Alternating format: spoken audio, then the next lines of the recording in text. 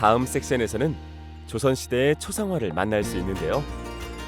초상화에서 겉모습을 정확히 그리는 것은 당연한데요. 그러나 조선시대 초상화에서 이보다 중요한 것은 인물의 내면을 표현하는 것이었습니다. 이처럼 초상화를 그릴 때 인물의 외형 묘사뿐만 아니라 인격과 정신세계까지 담아내는 것을 전신사조라 했습니다. 다음으로 소개해드릴 작품은 초상화입니다. 앞에 보이는 이 작품은 이채의 초상화인데요. 위에 멋진 정자관을 멋들어지게 쓰고 있는 모습이 보이고 아래쪽에 눈빛이 형형한 이채가 뚫어져라 사람을 쳐다보고 있는 것을 알 수 있습니다.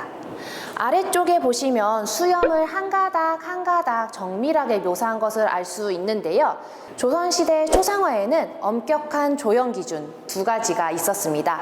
첫 번째로 중요했던 것은 겉모습을 똑같이 나타내야 한다라는 것입니다. 위쪽에서부터 아래쪽까지 이채의 얼굴이 굉장히 자세하게 묘사가 되어 있는데요.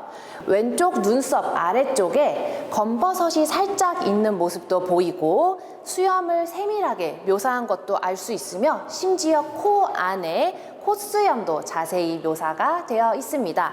그리고 지금 잘 보이지 않으시겠지만 이렇게 코 위에 점도 하나 묘사가 되어 있어 저희가 만지면서 느낄 수 있도록 재현해 두었습니다. 겉모습을 똑같이 그리는 것은 기술이었으나 사람의 성품과 인품이 드러나게 그리는 것은 그보다 좀 더 높은 범위의 기술로 바로 전신사조를 뜻하는 말이었습니다. 다음으로 소개해드릴 작품은 윤두서의 자화상입니다.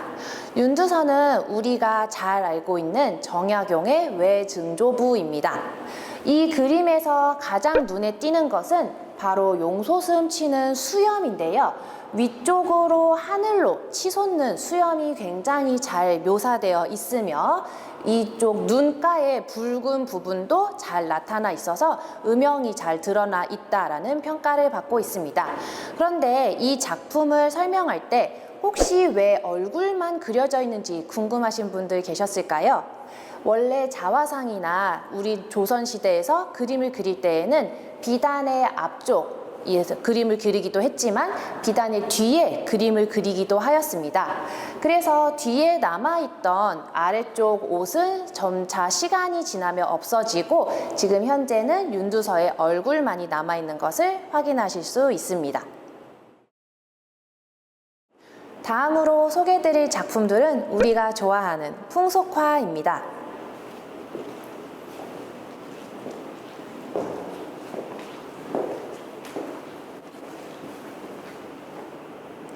우리가 흔히 알고 있는 풍속화의 대가로는 단원 김홍도와 혜원 신윤복이 있습니다. 이 두 화가는 모두 정조년간에 활동했던 화원 출신 화가로 정조 시대에 함께 활동하였습니다. 그중 단원 김홍도가 신윤복보다 13살 정도 많아서 김홍도가 먼저 활동하고 그 이후 신윤복이 화원으로 활동하였습니다.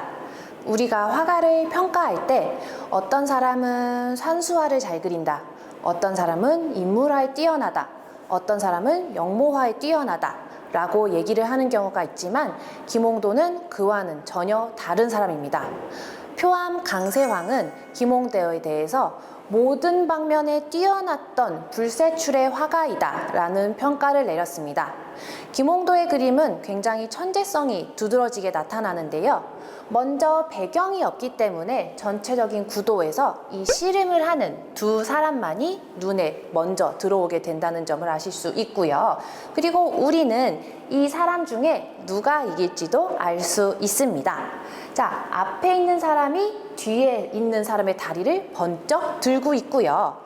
아래쪽에 있는 사람들의 표정을 보았을 때 놀란 표정을 알 수 있고 왼쪽 위로 올라왔을 때 다리를 오므리고 있는 사람들과 가시 망가질까봐 걱정하고 있는 사람의 표정도 보실 수 있습니다.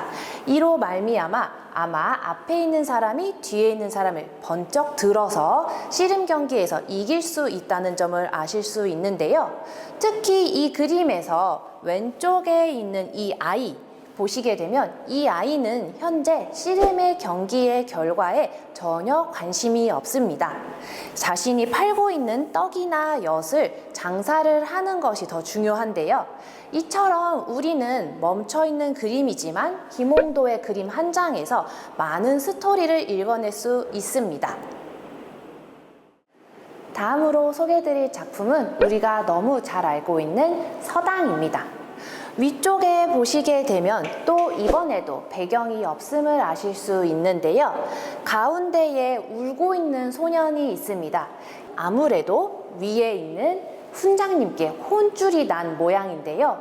그런데 이 울고 있는 학생을 보고 다른 주위에 있는 친구들이 위로를 해주는 게 아니라 깔깔 웃으며 저 친구를 놀리고 있습니다.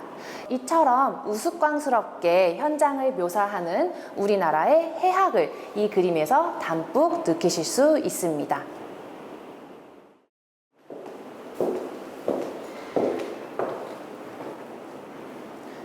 다음으로 소개해드릴 화가는 혜원 신윤복입니다. 혜원 신윤복은 도심의 멋쟁이들 그리고 한양 선비들의 풍류를 많이 그림으로 담아냈는데요. 앞에 보이는 이 작품의 이름은 단오풍정입니다. 우리나라는 예로부터 단오날 머리를 감고 목욕을 하는 풍습이 있었는데요. 그 풍습을 화폭에 담아낸 그림입니다. 위에서부터 보시게 되면 가장 먼저 눈에 띄는 사람은 그네를 으쌰 하고 타는 멋쟁이 여성입니다. 위에는 노란색 저고리, 아래쪽엔 화려한 빨간색 치마를 입었고 그 오른쪽에 있는 사람들 또한 파란색의 멋진 치마를 입었습니다.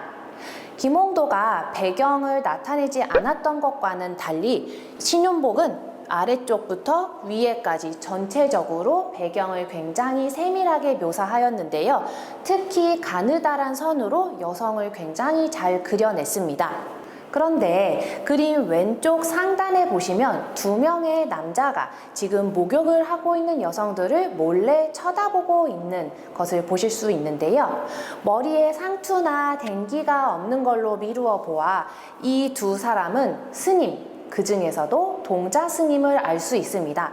이렇게 동자스님이 해서는 안 될 행동을 하고 있는 장면을 그려 넣음으로써 우리나라 회화에서 자주 보이는 해학을 나타냈음을 알 수 있습니다. 다음으로 소개해드릴 작품은 혜원 신윤복의 명작, 바로 미인도입니다. 신윤복이 이처럼 미인도를 그리기 이전에는 단 한 번도 우리나라 역사에 여성을 단독으로 이렇게 그리는 일이 없었다고 합니다.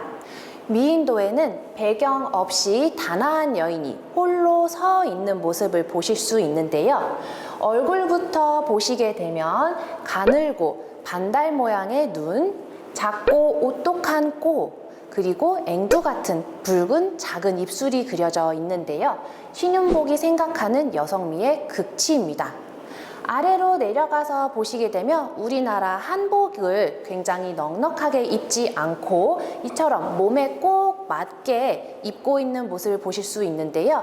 당대 패션 스타일임을 알 수 있고요. 또한 이 여성은 저고리에 고름을 푸는 건지 아니면 묶는 건지 알 수 없는 손짓을 하고 있는데요. 그 저고리 고름에 동그랗게 만호놀이개가 달려 있습니다. 신윤복이 이 그림을 그렸을 때 모델로 사용한 이 여성이 버선발을 드러내고 있거나 아니면 저고리를 풀거나 묶거나 하는 모습을 보였다라는 것은 이 여성의 신분이 매우 높지는 않았던 것으로 판단이 되며 머리를 이렇게 높게 틀어 올리고 있는 것 또한 당대의 신분이 높지 않았던 아마 기생 신분의 여성일 것으로 추정되고 있습니다. 조선시대의 인물화는 사람의 외형뿐 아니라 인품과 정신까지 담아내는 그림이었는데요.